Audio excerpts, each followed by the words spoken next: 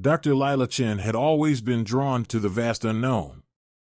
Growing up in the crowded cities of Earth, her fascination with animals had led her first to veterinary school and, eventually, to the Galactic Veterinarian Initiative, a pioneering program designed to bridge the needs of alien and Earth-based creatures alike.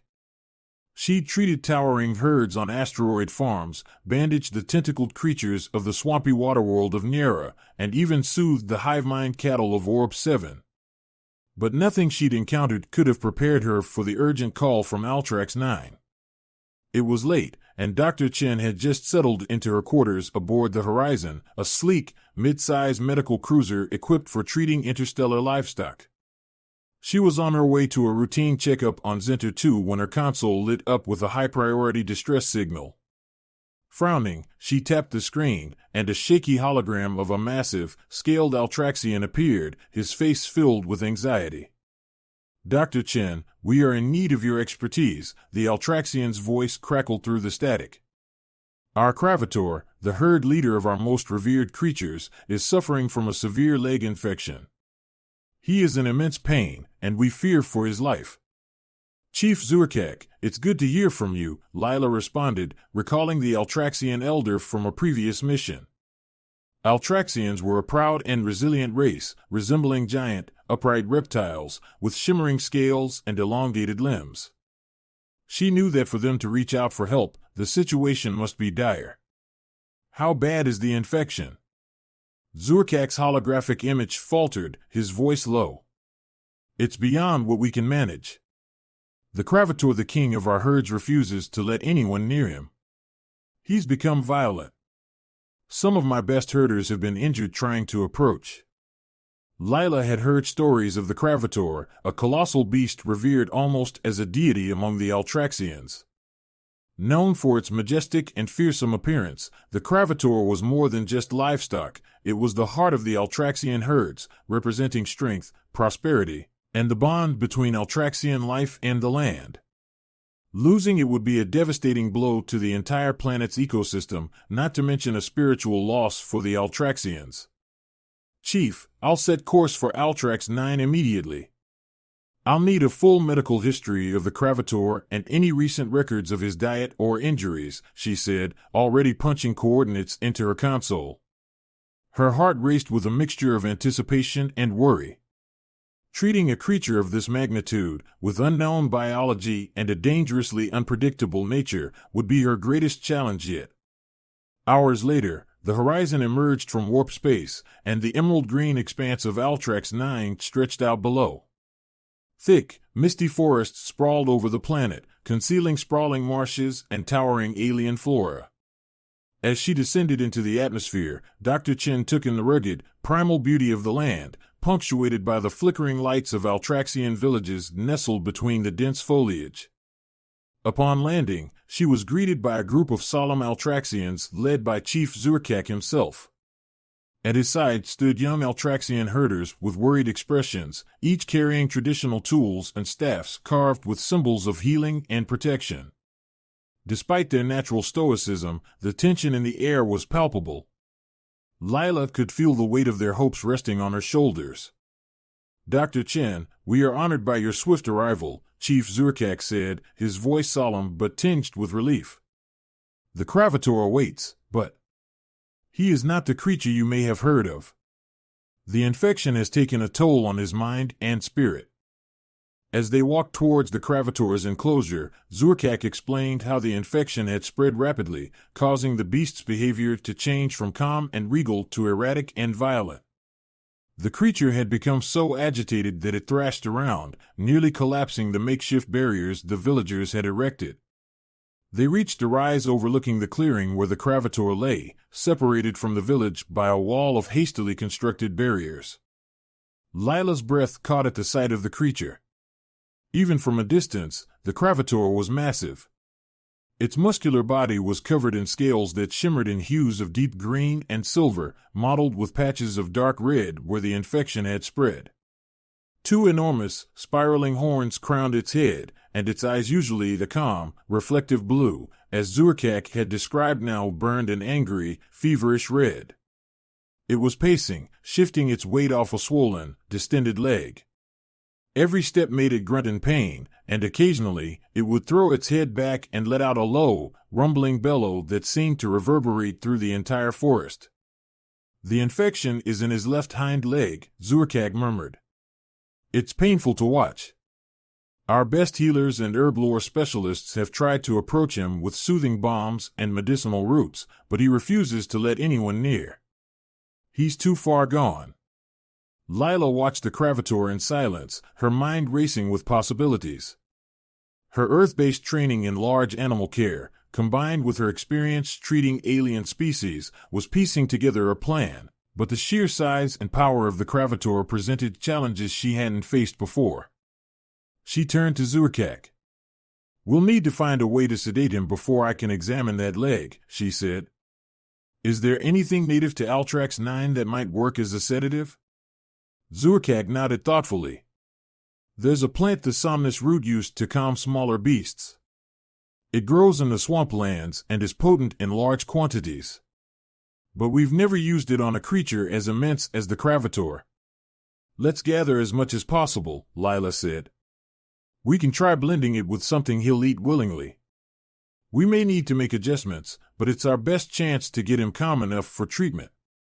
The Altraxians moved swiftly, organizing a team to gather somnus root while Lila reviewed the Cravator's limited medical records on her tablet. Altraxian physiology was still a mystery to much of the intergalactic veterinary community, but she had learned enough from her previous work here to develop a rough plan. As the sun began to set, the team returned with large bundles of somnus root, the blue-green tubers exuding a faint, spicy aroma. Lila worked with the villagers to mix the root into a mush, adding a few other local herbs known to attract the Cravator species. They spread the mixture in a wide trough at the edge of the enclosure, retreating to a safe distance to wait. Hours passed, and just as they feared the plan might fail, the Cravator finally lumbered over, drawn by the smell. He sniffed the mixture suspiciously, his glowing red eyes darting around, then began to eat, each bite slow and laborious. The villagers held their breath, watching as the sedative began to take effect. His movements slowed, and soon his eyelids drooped. Finally, with a deep, shuddering sigh, the Cravator sank to the ground, his breathing evening out as the sedative lulled him into a calm, drowsy state. Dr. Chen let out a long breath, steadying herself for the work ahead. This was her chance, a window of calm in which to treat the beast and, hopefully, bring relief to both the Cravator and the worried Altraxians. "Let's get to work," she said, glancing at her Altraxian assistants. They moved as one, their tools and supplies ready, stepping into the enclosure with the slumbering giant, hoping their efforts would be enough to save the Cravator's life. With the Cravator finally sedated, Dr. Lila Chen and her team of Altraxian healers approached the colossal creature with cautious steps. Even in this weakened state, the Cravator radiated a primal power that made Lila's heart beat faster. The villagers watched in anxious silence from the edge of the enclosure, eyes fixed on their king bull, hoping that their earthborn vet could succeed where they had failed. The Cravator lay on his side, his chest rising and falling in slow, heavy breaths. Lila knelt beside his massive hind leg, where the infection had taken hold. Up close, she could see just how serious the condition was. The abscess was enormous, swollen, and discolored, and it leaked a strange, luminous liquid that shimmered with a faint, unsettling glow. The skin around the wound was cracked and red, with streaks of greenish-black infection spidering up his leg, a sign that the disease was spreading fast. Lila's mind raced. She'd treated infections before, but none like this. The infection's rapid spread suggested a foreign irritant, something embedded deep within the wound that the Cravator's body couldn't expel. She had come across similar cases with Earth animals, where small injuries became life-threatening because of embedded debris. But here, the stakes were far higher. This wasn't just a bull, it was a creature revered by an entire species. Turning to Chief Zurkag, who stood nearby with a look of grim determination, she said, "The infection has likely spread because something is lodged in the wound. We'll need to extract whatever's causing it before we can treat the abscess." Zurkag nodded, his gaze fierce. "Do whatever is necessary, Dr. Chen." The Cravator's life is worth any risk. The Altraxian healers brought over a set of specialized instruments, forged from the planet's sturdy minerals and infused with ceremonial carvings. Lila chose a long, slender probe and a scalpel-like tool, modified to cut through the tough, scaled skin of Altraxian creatures. Her hand steady, she made the first incision near the wound's edge. As she worked, the Cravator let out a low, rumbling moan, his body shuddering even through the sedative haze. His scales rippled as if in pain, and Lila paused, her heart skipping a beat, worried he might awaken too soon. But after a tense moment, his breathing settled again, and she continued her careful probing, feeling for any foreign material buried within the swollen flesh. After several tense minutes, her probe struck something hard, a small but sharp object lodged deep within the tissue. "I think I found it," she said, glancing at Zurkak and the other healers. "But it's embedded pretty deep. This may be painful, even with the sedative." The Altraxian healers exchanged worried glances but nodded in support.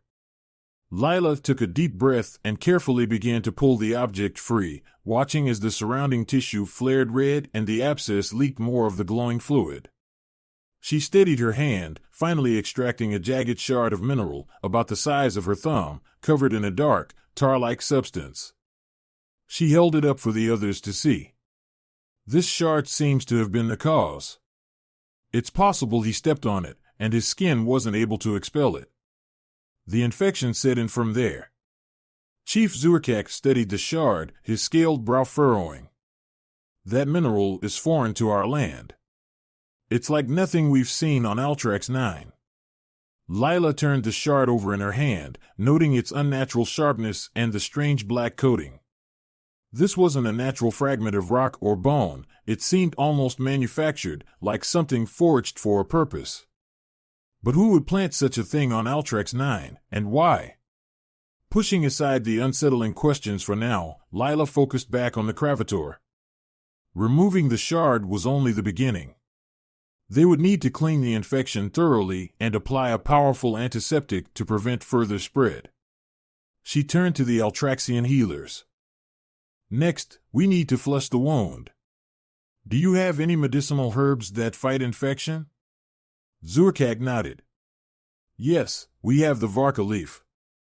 It's powerful against most ailments here and has a cooling effect on inflamed tissue. We'll crush it and mix it with the Cara blossom oilets known for drawing out toxins." Together, they prepared the mixture, crushing the dark green Varka leaves into a thick paste and blending it with the golden Cara oil. The scent was sharp and earthy, tinged with a bitter edge that suggested potency. Carefully, Lila began to apply it to the abscess, her hand steady as she worked the mixture into the wound. The Cravator twitched and let out another rumbling moan, but this time, there was a sense of relief in his sounds, as if the soothing properties of the Varka and Cara were already easing his pain. Hours passed as they worked to clean the wound, draining the abscess fully and applying more of the antiseptic paste to every inch of infected flesh.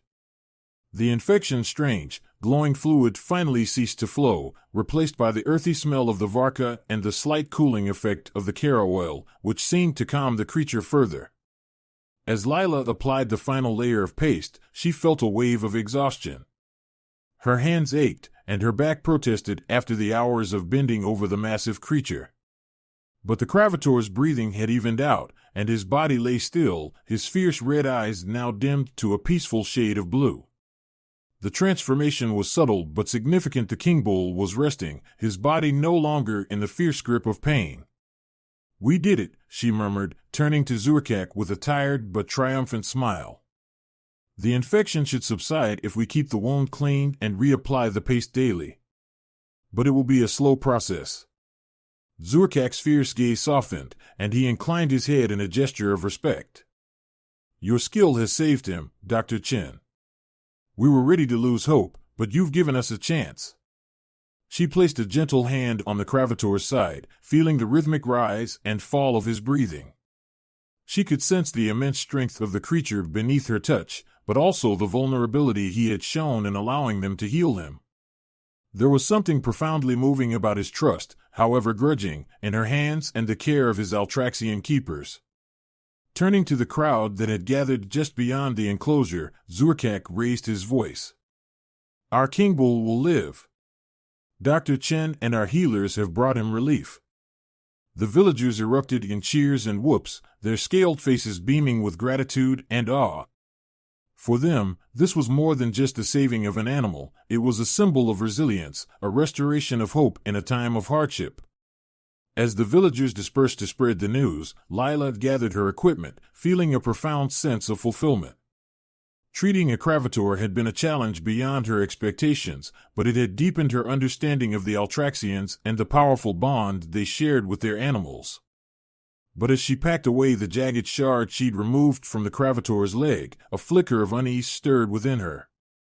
The shard felt out of place, as if it didn't belong on Altrax 9. And if someone or something had planted it intentionally, what did that mean for the safety of the Cravator and his herd? As she looked up at the sleeping creature, she couldn't shake the feeling that there was more to this infection than an accidental injury.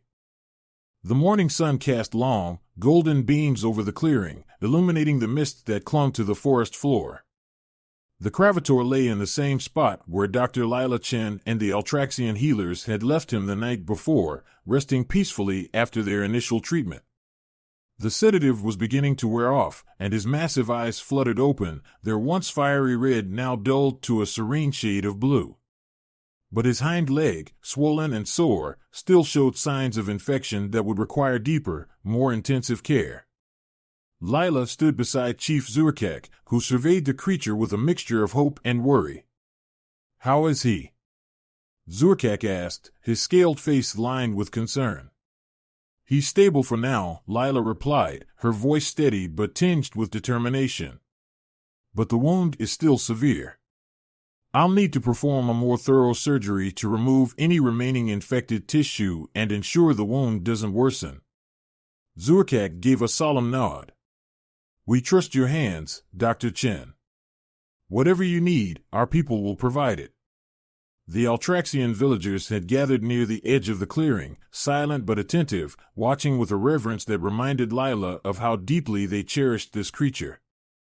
To them, the Cravator wasn't just livestock, he was a symbol of strength, a creature that embodied the spirit of their land. Failure was not an option, not for Lila, not for the Altraxians, and certainly not for the Cravator. As Lila prepared her tools, she reflected on the strange shard she'd extracted from the Cravator's leg the previous day. It sat on her work table, its black, tar-like coating giving off an oily sheen in the morning light. The shard was clearly foreign, perhaps even synthetic, and she couldn't shake the suspicion that its placement in the Cravator's leg had been deliberate. But there was no time to dwell on mysteries now, her priority was saving the Cravator's life. The Cravator's eyelids drooped as Lila administered another dose of the somnus root mixture to keep him calm and sedated. She and her Altraxian assistants, donned in protective gear and armed with an array of medical tools, approached his wounded leg. The infection had taken hold with surprising tenacity, and the wound was deeper than she'd initially realized. This would be a meticulous process, demanding precision and endurance. Lila carefully began the incision, working slowly to expose the abscessed area without causing undue trauma to the surrounding flesh. As she cut through layers of infected tissue, the strange, glowing fluid seeped out again, more intense this time, like liquid fire pooling at the wound's edge. She suppressed a shudder, mentally cataloging the phenomenon for later study. Was this luminescent fluid part of the Cravator's natural physiology, or was it a reaction to the infection itself? As she probed deeper, her scalpel struck something hard. Her heart skipped a beat. Could there be another shard embedded in the wound? Gently, she widened the incision and used forceps to reach the hard object. It took careful maneuvering, but at last, she extracted a second shard, this one even larger than the first and coated in the same tar-like substance. The Altraxian healers exchanged uneasy glances as Lila held it up.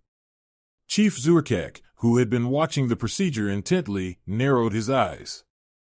Another one? But how could these have gotten into his leg? That's the question, Lila replied, her voice low. This doesn't feel accidental. These shards. They look manufactured, and this black coating isn't something I've seen on natural materials.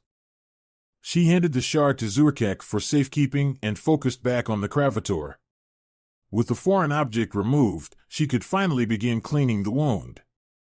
Working quickly but meticulously, she flushed out the remaining infection with a combination of Altraxian antiseptics and a sterile solution she'd brought from her ship. The antiseptic mixture, made from crushed Varka leaves and Cara blossom oil, helped neutralize the infection spread and soothed the inflamed tissue. The Cravator shuddered under her touch, his breathing deepening as he fought to remain still. Despite the sedation, the creature's instincts were powerful, and every probe and prod seemed to trigger an almost automatic reaction. His enormous muscles tensed, his tail twitching as if in protest. Lila and the healers kept their movements slow and deliberate, careful to avoid startling him. Hours passed as they worked in near silence, interrupted only by the occasional murmured instruction or the soft rustling of tools. Every inch of infected tissue had to be removed, and the Altraxian antiseptics needed to penetrate every crevice of the wound. Lila's hands moved with a practiced, rhythmic precision, but her mind remained sharp, assessing each step and calculating her next move. At one point, as she cleaned the final layer of tissue, she noticed a faint shimmer embedded in the Cravator's scales. Leaning in closer, she realized it wasn't just his natural luminescence. Small particles of the same black coating from the shards had settled into his skin, likely absorbed during his struggle to expel the foreign bodies. She used a specialized brush to remove as much of the coating as possible, hoping to prevent any further contamination. Finally, after what felt like an eternity, the wound was clean. She applied a thick layer of the Varka mixture, pressing it gently into the wound to ensure it stayed in place. Then, with delicate hands, she stitched the tissue back together, the thread blending seamlessly with the Cravator's iridescent scales. When the last stitch was in place, Lila stepped back, her chest rising and falling in time with the Cravator's deep, steady breaths. Her muscles ached, and her vision blurred momentarily from fatigue, but a wave of relief washed over her as she took in the sight of the sleeping beast, his body finally free from the infection's grip. The villagers erupted into applause and cheers as Chief Zurkak stepped forward to address them. The Cravator's wound has been cleansed, and the foreign objects removed. Thanks to Dr. Chen and our healers, our King Bull will live. The Altraxians clapped their hands and stamped their feet in a rhythmic display of gratitude, a sound that echoed through the clearing and reverberated through the nearby forest. For them, this was more than a celebration of healing. It was an affirmation of their resilience, a reminder of their bond with the creatures who roamed their lands. Dr. Chen, wiping her brow and allowing herself a moment's rest, felt a surge of pride. The trust the Altraxians had placed in her, a human from a distant world, had been validated. But as she looked over at the shards resting on the table, her thoughts darkened. After the crowd had dispersed, Chief Zurkak approached her, a glint of worry in his eyes. "Dr. Chen, these shards. They concern me. Altrax 9 has always been a protected planet. Who could have planted them in the Cravator's path?" "I was wondering the same thing," Lila replied, examining the shards once more. "They're too precise to be naturally occurring. If someone placed them intentionally, it could be a threat not only to the Cravator but to the entire herd." Zurkak's gaze hardened. "We must investigate. Altrax 9 has enemies, but they rarely intrude this far. If they have crossed our borders to harm our creatures, they will not go unpunished." Lila's mind raced with questions. Who would target a revered creature like the Cravator, and what could they hope to gain from such an act?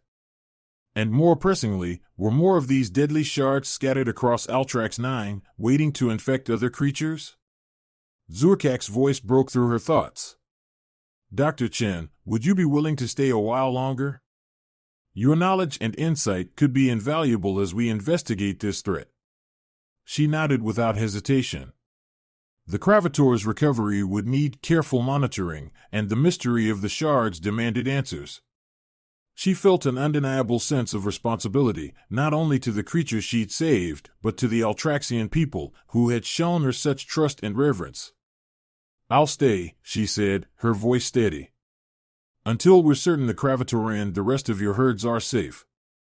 As the sun dipped below the horizon, casting Altrax 9 in a wash of twilight, Lila and Zurkak stood side by side, looking out over the village and the vast wilderness beyond. The Cravator slept soundly nearby, his breathing steady, a symbol of resilience and strength, but now a reminder of the silent threat lurking in the shadows. And as night fell, the hunt for answers began. The days following the surgery passed in a blur of activity. Dr. Lila Chen remained on Altrax 9, dividing her time between tending to the Cravator's wound and working with Chief Zurkak to investigate the origin of the strange shards. Word of the Cravator's miraculous recovery had spread quickly, and Altraxians from nearby villages visited daily, bringing gifts of rare herbs and tokens of gratitude. Despite the community's relief, a sense of unease lingered in the air. The mysterious shards haunted Lila's thoughts, and the sight of the Cravator limping around his enclosure served as a constant reminder of the unknown threat that had brought them there. Each morning, Lila visited the Cravator, her presence gradually becoming a familiar part of his routine. The first few times she approached, he watched her with wary eyes, his immense body tensing at her slightest movements. But over time, the Cravator's behavior began to shift. He seemed to recognize her, his gaze softening as she came near, his breathing steady as she examined his wound. One morning, as she knelt to apply the healing Varkacara paste, the Cravator lowered his head, inching closer until his massive snout was only a few inches away from her. Lila paused, holding her breath, unsure if this was a sign of trust or a potential threat.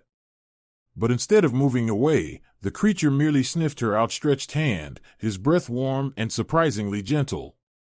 She allowed herself a small smile, speaking in a soft, calming tone. "Hey, big guy. Looks like you're getting used to me." She reached out tentatively, brushing her hand over his scales. They were rough but warm, and she marveled at the strength and beauty of the creature beneath her fingers. Zurkak, who had been observing from a distance, stepped closer, his scaled face softened with approval. "The Cravator has chosen to trust you, Dr. Chen. For our people, that is a sacred bond. Few have earned such an honor." Lila felt a pang of gratitude mixed with awe. The bond between the Altraxians and their herds was deeply spiritual, rooted in centuries of tradition. For the Cravator to accept her, a human and an outsider, was a gesture of trust that went beyond simple gratitude. But amid this newfound bond, the mystery of the shards continued to gnaw at her. The Cravator's infection had stabilized, but there were troubling signs elsewhere on the planet. Over the past few days, other Altraxian herds had reported similar injuries, small wounds that had inexplicably worsened, signs of glowing infection, and shards of the same black-coated mineral embedded in their flesh. One evening, after a particularly long day of treating another infected beast, Lila and Zurkak gathered in the village elder's tent to discuss the unsettling developments. The shards they'd recovered lay on the table between them, their dark surfaces glinting under the dim firelight. "We've found similar shards across 3 different territories," Zurkak said, his voice low and troubled. "Our scouts report sightings of strange movements at the borders. It's as if someone or something is leaving these shards in the paths of our creatures." Lila's mind churned with possibilities. But why? What could anyone gain from harming your herds? Zurkak's gaze hardened. There are those who resent the Altraxian way of life. We are a people connected to our land and our creatures. To harm our herds is to harm our spirit, our bond with this world. A theory began to form in Lila's mind, one that sent a chill down her spine. What if this isn't just random sabotage? What if someone is targeting the Cravator specifically? If he represents the heart of your herds, his suffering might affect the entire ecosystem and the morale of your people. Zurkak nodded slowly. Yes. Without the Cravator's leadership, our herds would become scattered, lost. Our enemies know this. Determined to get to the bottom of this, Lila spent the next few days coordinating with Altraxian scouts to examine each shard carefully. She used the medical scanner from her ship to analyze the black coating and discovered that it contained a toxin capable of spreading infection at an accelerated rate. This coating wasn't just dangerous, it was designed to be lethal. Days passed, and the Cravator's health continued to improve under Lila's care. His wound healed, leaving behind only a faint scar, and his strength returned. He began to move with the dignity and calm that the Altraxians revered, occasionally grazing in the nearby fields, his massive form casting long shadows across the clearing. But as the Cravator grew stronger, Lila's bond with him deepened. Every morning, he would approach her without hesitation, his eyes meeting hers with a quiet intelligence. She began to sense his emotions, a calm gratitude, a fierce pride, and, somewhere beneath, a lingering wariness that seemed to echo her own worries about the shards. One evening, Lila sat beside the Cravator, gazing up at the Altraxian night sky. The two moons shone down on them, casting a gentle, ethereal glow over the clearing. The Cravator lay beside her, his body relaxed, as if he'd come to regard her as a friend rather than a threat. She reached out, brushing her hand over his scales, feeling the warmth of his body beneath her fingertips. Just as she began to relax, a strange rustling echoed from the nearby woods. The Cravator tensed, his head snapping toward the sound, his ears twitching. Lila's heart leapt. She hadn't seen the creature react like this since his injury. She strained her eyes, peering into the shadows, and caught a glimmer of movement. Then she saw it, a figure, humanoid but cloaked in darkness, lurking at the edge of the trees. Lila felt a surge of adrenaline and instinctively placed a hand on the Cravator's side, as if to reassure him. She watched, barely breathing, as the figure stepped forward, revealing itself in the dim light. It was an Altraxian, but his scales were a dull, shadowy gray, and his eyes glowed with an unnatural, violet light. He held a handful of the black-coated shards, the toxic mineral glinting in his hand. Zurkak, alerted by the disturbance, emerged from the village with a handful of guards. The stranger turned, his face twisted in a sneer, and with a flick of his wrist, he threw the shards toward the Cravator, the black-coated fragments scattering through the air. Without thinking, Lila sprang forward, shielding the Cravator as the shard struck her. Pain lanced through her shoulder as one of the shards lodged itself in her skin, the toxic coating already seeping into her bloodstream. She staggered, clutching her wound, her vision blurring. The Cravator let out a furious bellow, his eyes blazing with a fierce, protective light. He charged forward, his massive horns lowered, sending the assailant scrambling back into the woods. Zurkak and his guards rushed after him, but the figure disappeared into the shadows, leaving only the ominous black shards scattered across the ground. Lila woke to find herself in the village healer's tent, the faint scent of Varka leaves filling the air. Her shoulder throbbed where the shard had struck, and she felt a strange warmth around the wound, a residue of the black toxin lingering in her veins. Zurkak was seated beside her, his face etched with worry. "You saved the Cravator, Dr. Chen," he said, his voice quiet. "You put yourself between him and the enemy." Lila managed a faint smile. "I couldn't let him be hurt again. We've come too far." Zurkak's expression softened. "You are not just a healer to us, Dr. Chen. You have earned our respect and our gratitude." He gestured to the Cravator, who stood just outside the tent, his enormous head bowed in her direction, his eyes filled with a silent loyalty. Days later, as Lila recovered, the Altraxians held a ceremony in her honor. She was presented with a ceremonial robe embroidered with symbols of protection and healing, and Chief Zurkak declared her an honorary member of the Altraxian people. The Cravator, now fully healed, stood at her side, his presence a living testament to her courage and dedication. As she prepared to leave Altrax 9, Lila looked back one last time at the Cravator. He met her gaze, and for a moment, she felt the depth of their bond, a connection forged through trust, resilience, and a shared purpose. "You'll be safe now," she whispered, as if he could understand. and in his quiet, watchful eyes, she sensed his promise to guard his herd and his people with all the strength he possessed. With a final nod to Zurkak and the villagers, Lila boarded her ship, carrying with her the lessons of Altrax 9, the mystery of the shards, and the unbreakable bond she had formed with the fierce, noble Kravator. As she set course for her next destination, she knew that a part of her would always remain on Altrax 9, a small piece of herself, left in the heart of the alien creature she had saved.